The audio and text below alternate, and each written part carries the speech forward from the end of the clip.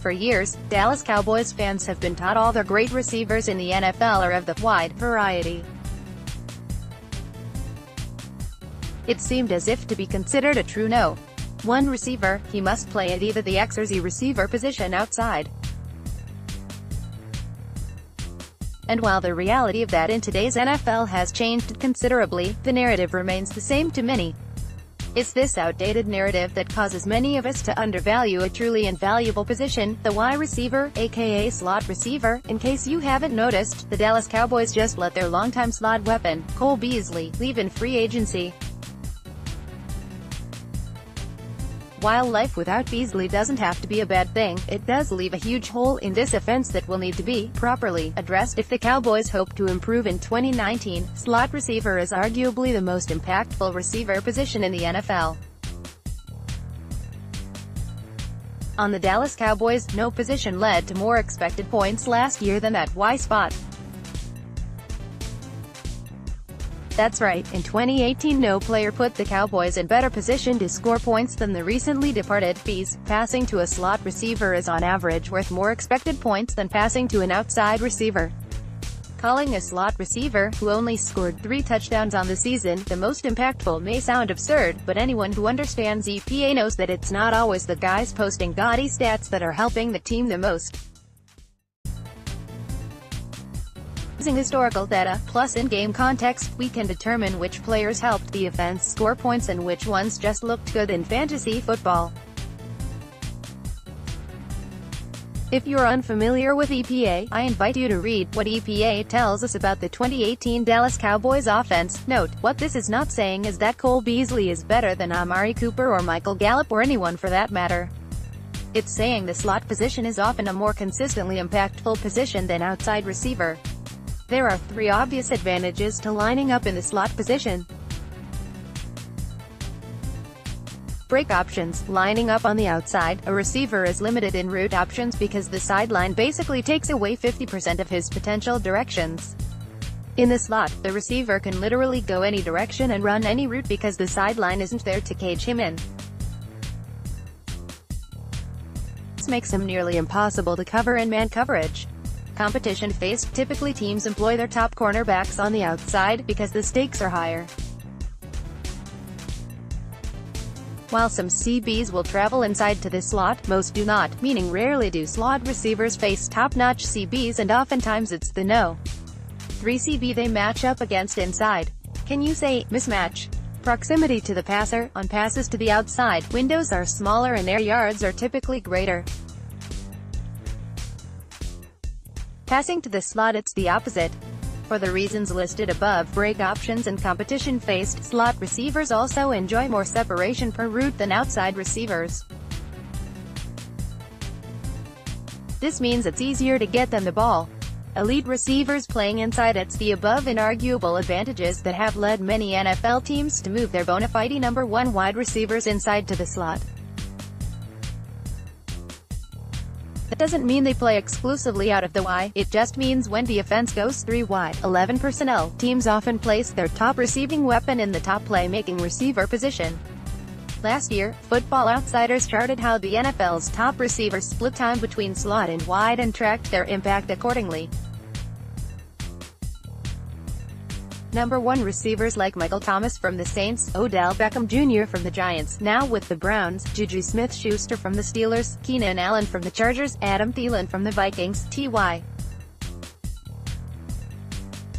Hilton from the Colts, Tyreek Hill from the Chiefs, and Julio Jones from the Falcons are just a handful of number 1 receivers who split their time inside. And not just a few snaps a game, but they consistently moved inside when in 11 personnel. Separation advantage. Pro Football Focus addressed this same thing last season. Eric Eager and George Charori pointed out that passing to a slot receiver is on average worth more expected points than passing to an outside receiver. Why might that be? Because on average they have greater separation than anyone else. They're easier to get open, easier to pass to, less air yards needed, and more likely to convert. Teams have been seeing this and adjusting accordingly. If it's 3rd and 6, the Falcons are inclined to go 3 wide and move their best weapon, Julio Jones, inside where he's virtually uncoverable.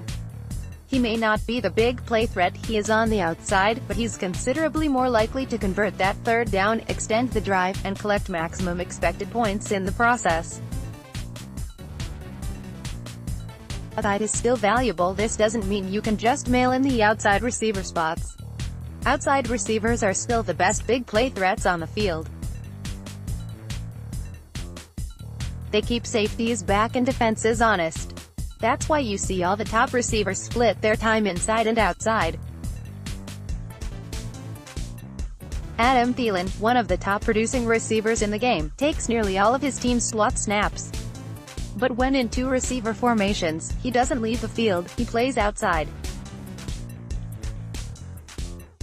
Thielen's as good as anyone outside, it's just his coaches see the advantages by lining up in the slot, and they have him do so whenever the option is available. It doesn't hurt having Stephon Diggs on the outside, keeping the safety honest, either. Amari Cooper. When Dallas first traded for Amari Cooper, the writing was on the wall. Shout out to King Belshazzar regarding Cole's future.